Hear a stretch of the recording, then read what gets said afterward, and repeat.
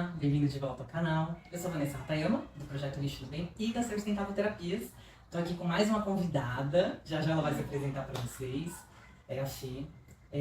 Eu a convidei para participar desse quadro especialíssimo para o mês de dezembro. Não à toa, ele se chama Pequenos Milagres de Natal, porque o objetivo dele é trazer histórias de superação, histórias que deram certo, né, de alguma forma, e para inspirar, para tocar o coração da gente de alguma forma nesse período em que a gente confraterniza tanto, a gente comemora, né, o encerramento de mais um ciclo, mas a gente também sabe que é um período difícil para algumas pessoas, principalmente aquelas que estão passando por, né, necessidade, questão de saúde. Então a ideia realmente é trazer um conforto, um quentinho para o seu coração e principalmente para aquelas pessoas que estão precisando nesse momento dar uma palavra de esperança para o próximo ano, para o próximo ciclo. E esse é o 4º episódio da série. Vou te convidar para ver os episódios anteriores. Vou deixar aqui embaixo na playlist da série completa. E vamos só durante o mês de dezembro, então aproveite, fique com a gente. E agora eu vou passar a palavra para a Fê, minha convidada querida, amiga do coração. Fê, por favor, se apresente. Obrigada, Van. Obrigada pelo convite. É um período bem bom pra gente ter essa conversa, disso, né? Com certeza. Eu sou Fernanda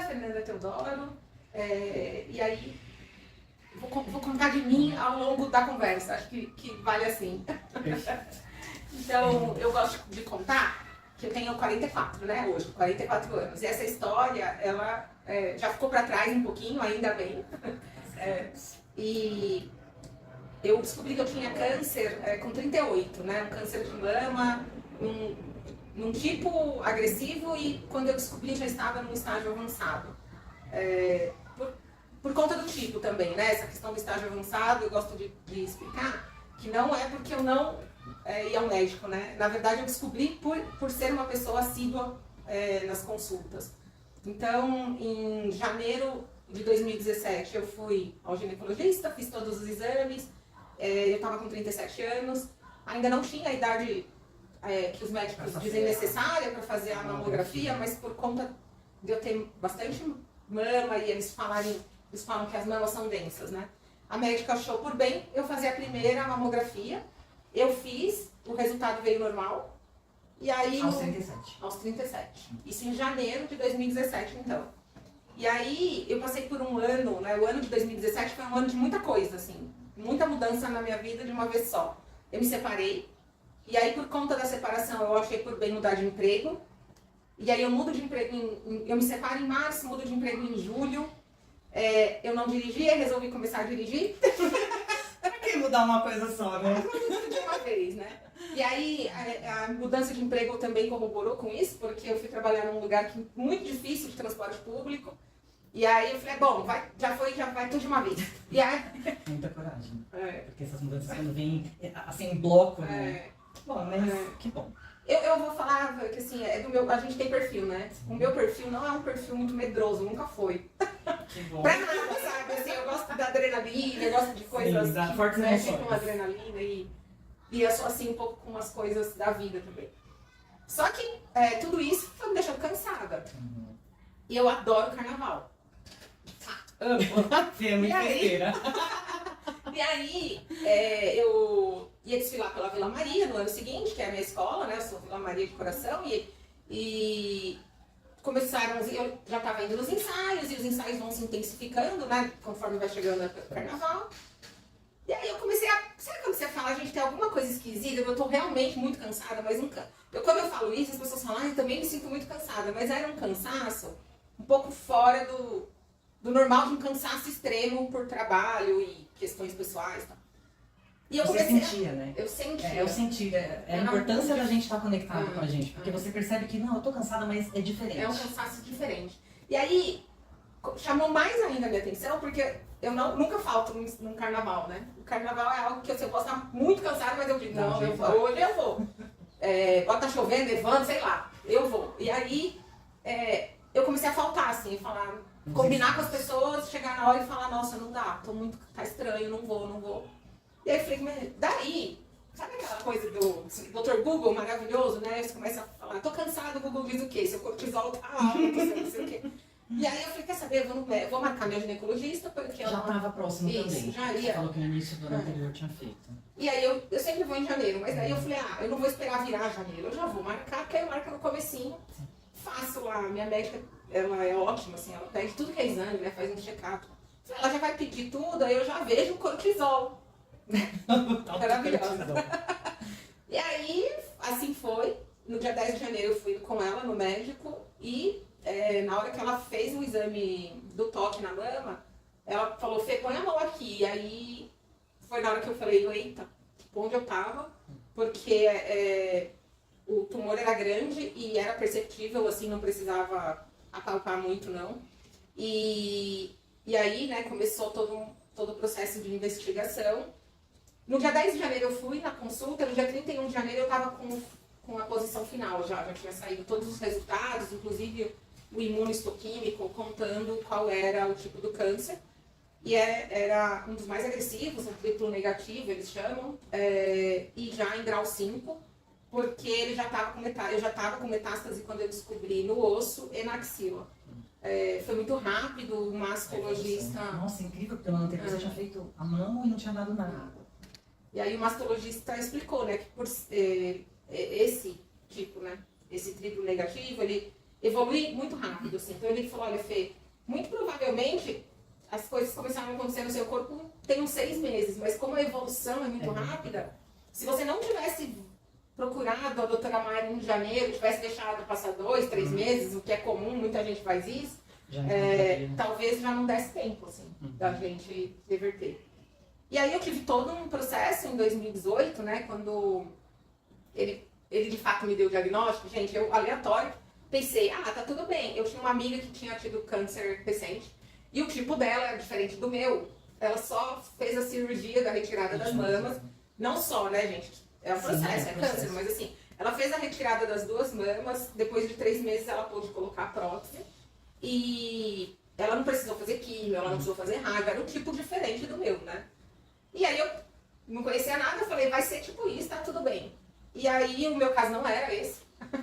Não era de tirar as mamas e resolver. O meu caso era que eu precisei fazer químio primeiro, depois a cirurgia, depois a rádio.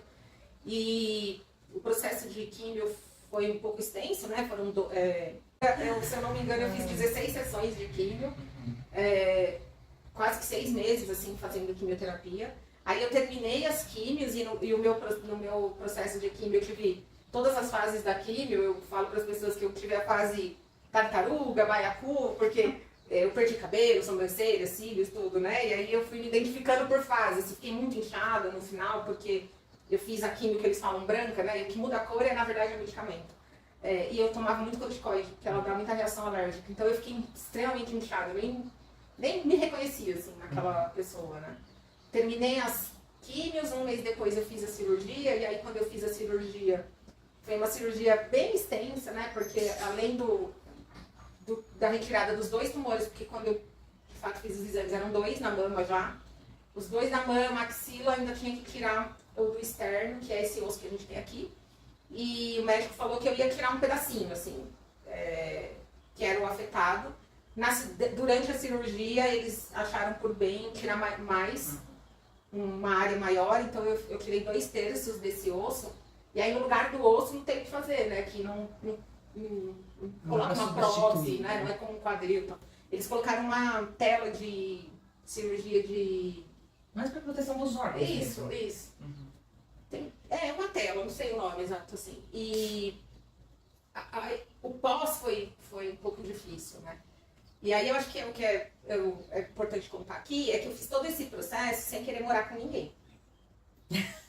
Né? Eu tinha me separado, lembra que eu contei, eu morava sozinha, minha mãe queria que eu fosse ficar com ela, eu falei, de jeito nenhum.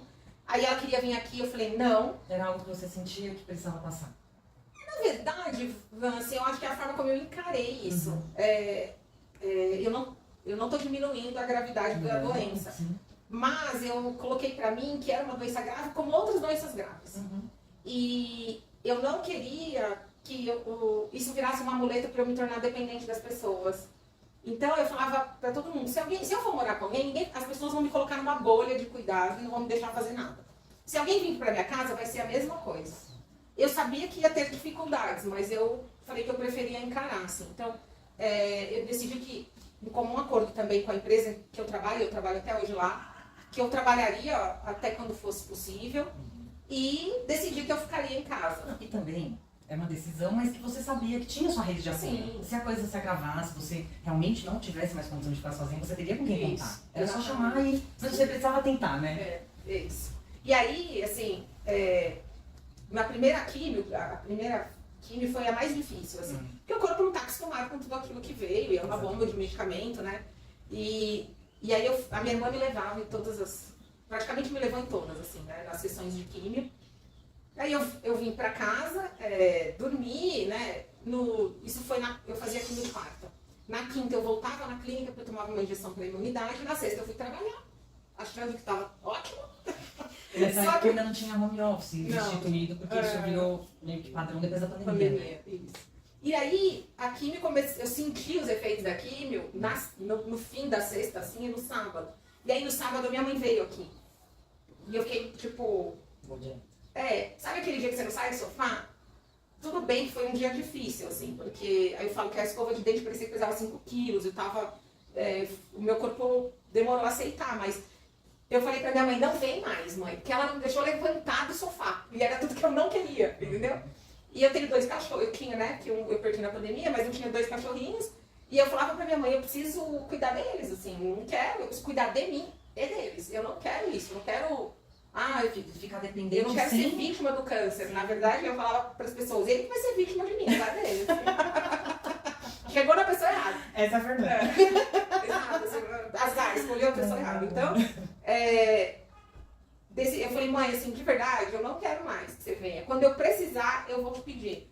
Se não, eu falei, mesmo que seja devagar, mesmo que eu demore, eu quero fazer minhas coisas. Eu quero levantar a minha cama, cuidar dos meus cachorros, limpar minha casa, como eu sempre fiz.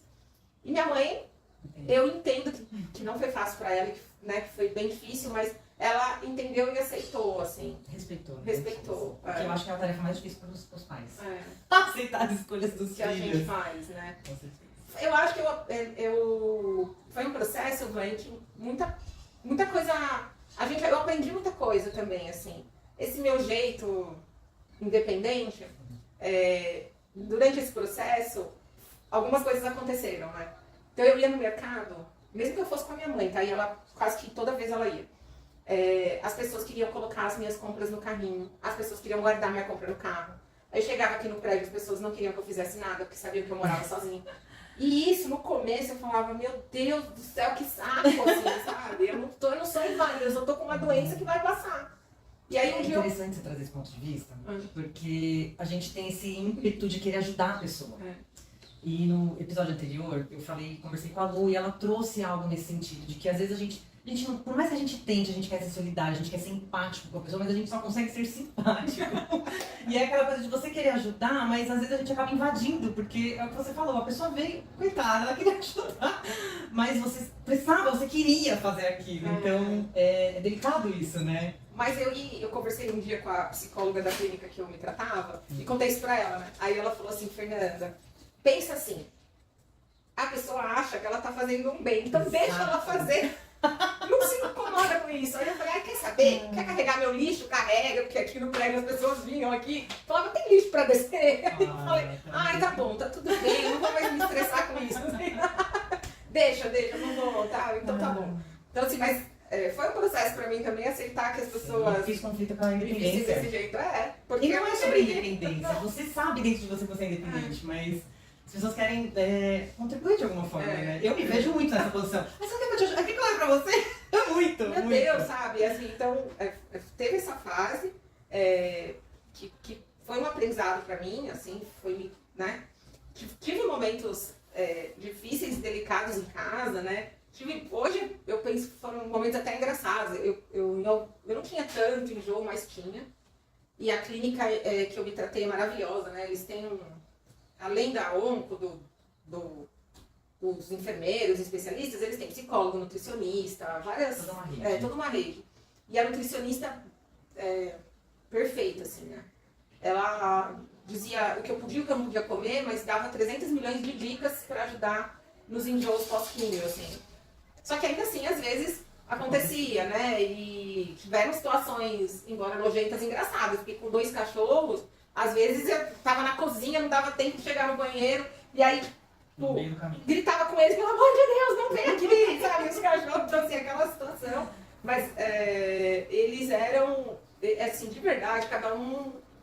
tem uma rede de apoio, né? Os meus foram os meus cachorros, assim, de verdade, no dia a dia, né? No acontecer, foram eles. Eu contei pra Van de uma história com a Valentina, que é a cachorrinha que eu ainda tenho, né? Porque o Hector era um maltês, gente, era um bebê manhoso, assim, eu punha ele na cama e ele ficava comigo. A Valentina é uma vira-lata, ela é mais... e eu peguei ela já mais velhinha da rua, então é mais vivida. Você resgatou ela, eu resgatei, O Hector não. O Hector não. E aí, um dia eu não tava bem, pós-químio, assim, e aí eu deitada lá e ela vinha com um focinho, assim, pra ver se eu respirava, sabe, na minha cara. Só que eu tava realmente, não tava no meu melhor momento, então assim, eu nem respondia e nem pus a mão nela, né? E ela ficou tão desesperada, eu já tava careca, ela arranhou a minha cabeça toda, assim. Enquanto eu não, respondi pra ela, estou viva, ela não saiu, sabe? E aí ela não gosta de dormir comigo na cama, nunca gostou. O Hector, sim, ela não. Mas essa noite ela ficou lá na cama, acho que até ela ver que eu tava bem. Aí quando ela entendeu, ela desceu, né? Então, a minha conexão com eles é realmente algo muito forte. Eles foram muito importantes na minha fase, assim, nesse processo, sabe? E você você falou que fez a cirurgia e depois fez a rádio. Fiz. E quantas sessões de rádio e terminou e fica nisso? Na verdade não. Seria assim. No meu caso, né, o triplo negativo, ele não tem medicação para você tomar no pós.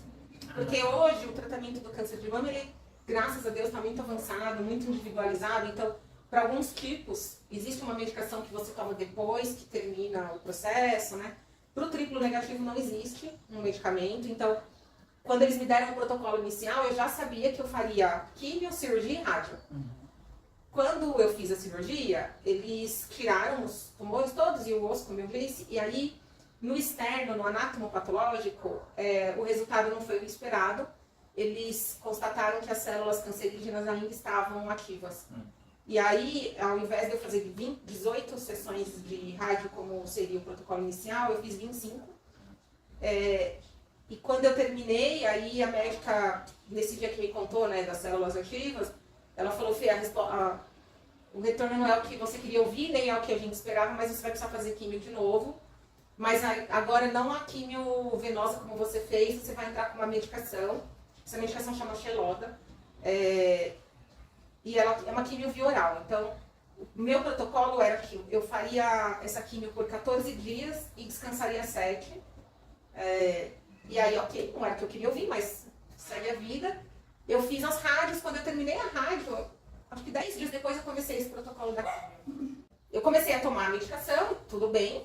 Era uma medicação muito forte e a médica me deu uma receita com vários remédios que eu precisaria tomar além da químio, para os efeitos colaterais, sabe?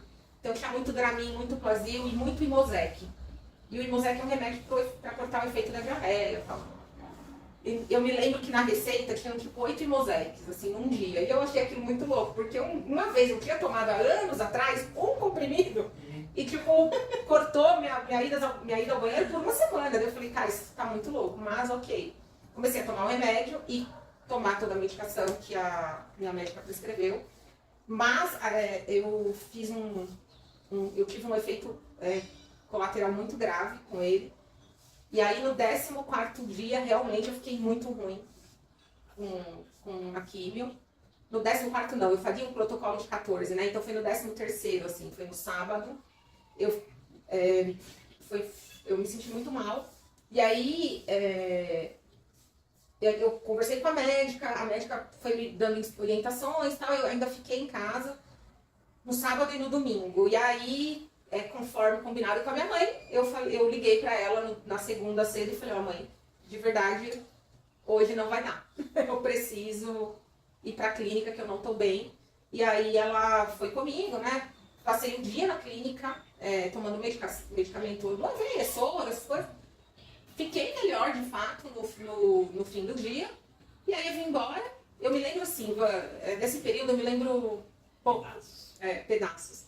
Mas nesse dia eu me lembro bem, que a gente chegou aqui na minha casa, devia ser umas 7 horas da noite. E a minha mãe ficou aqui em casa comigo até umas 9h30. E eu fiquei bem, eu consegui comer, bebi água, não tive episódio de diarreia, de vômito, nada. E eu já tava bem assim da clínica. Aí a minha mãe ficou comigo até umas 9h30. E eu falei, mãe, vai embora, pode ir dormir na sua casa, né? Não precisa ficar aqui, qualquer coisa eu ligo. E ela sabia que se eu precisasse eu ligaria. E aí o que aconteceu foi que a minha mãe foi embora, né? Mas assim, não deu 15 minutos, Vanessa. Eu comecei a passar mal, mas assim, passar muito mal. A ponto de achar que não ia dar certo, porque aí vem aquela história, ninguém tinha a chave da minha casa, eu passei mal no banheiro da suíte do quarto aqui, que não é muito perto da sala, né, aqui da minha casa. E aí eu consegui entrar em contato com a minha vizinha aqui, que morava aqui, que é bastante minha amiga, pra ela vir em casa, mas ela não tinha chave do meu apartamento, assim. Então, aquele momento foi difícil, assim, porque eu me lembro que, tipo, pra eu sair do banheiro e até a porta da sala não foi uma... Precisa fazer um grande esforço. Nem consegui ficar em pé mesmo, mas aí eu vim e aí eu fui pro hospital, a gente conseguiu falar com a médica, eu fui pro hospital, e aí eu fui internada, só que aí começou a desencadear um monte de questões. Esse xelóder, ele não pode ser tomado por pessoas com descendência oriental, porque ele afeta... Aí, tecnicamente, gente, eu não vou saber explicar, mas assim, quem não tem uma enzima no corpo X, não pode tomar. E pessoas orientais não têm essa enzima. Quando eu comecei a tomar esse remédio, eles fizeram uma pesquisa comigo de descendência. E pelo que se saiba, eu não tenho descendência oriental, né?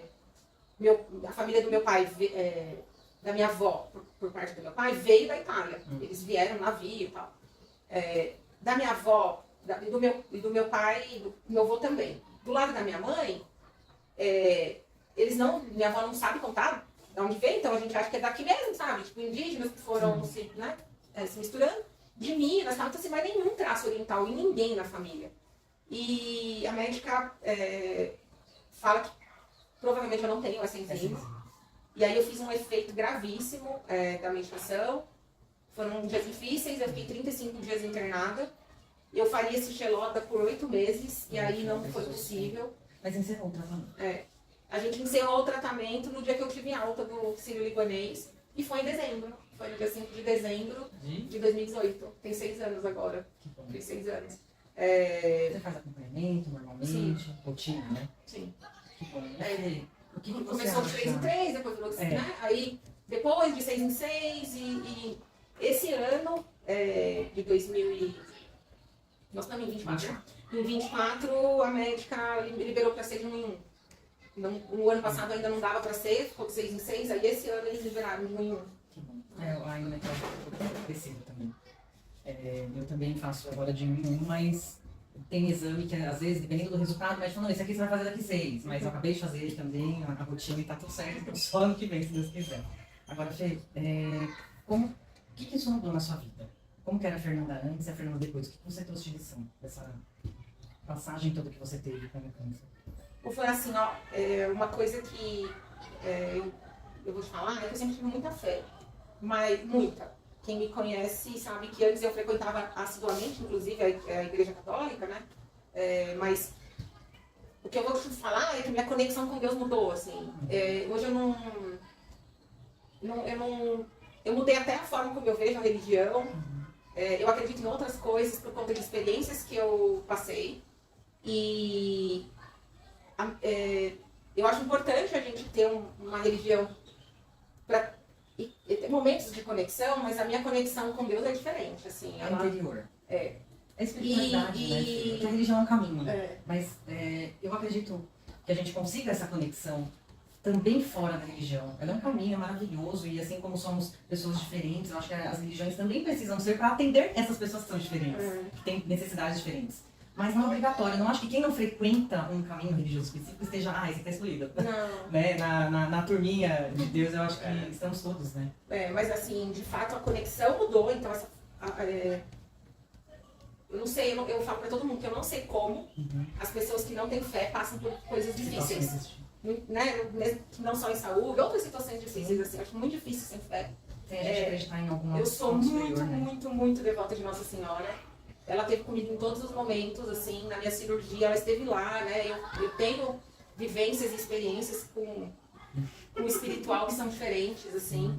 Então, eu ressignifiquei a fé, eu acho que é isso, assim, a conexão.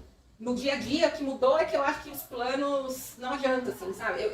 Hoje eu até consigo pensar em planos, mas planos muito longos, eu até penso, mas não é uma coisa que eu consigo planejar, porque eu acho importante, mas definitivamente quem decide não somos nós. A gente até planeja, mas quem controla é ele, né? Eu sempre falo isso. E às vezes é difícil, porque eu sou uma pessoa ansiosa, e assim, eu quero as coisas. Eu sou ansiosa, eu sou perfeccionista. Sim, a gente eu sou várias coisas controle. Eu sou várias coisas confusas. E aí, assim. Complexa como um bom ser humaninho, né? Isso, não ter o controle é difícil, é desafiador. Mas quando você tem a hoje, fé, isso equilibra, né? Só não, mas ele tá falando, então tá tudo certo. Então, assim, as coisas. Hoje eu vejo tudo isso de forma diferente. Assim. Cadê a Valentina? Pra gente mostrar a Valentina. Eu já pego Tem ela. que ver se ela quer continuar, né? E a outra coisa que eu acho é que assim, a gente passa a dar valor a coisas diferentes. Então, assim. Os detalhes. Olha aí, ó. E há coisas muito mais, assim, que de fato fazem a diferença. O pessoal fala da felicidade estar em coisas simples. E às vezes, assim, a gente se perde no encontrar a felicidade com a falta de dinheiro, por exemplo, com outras situações difíceis.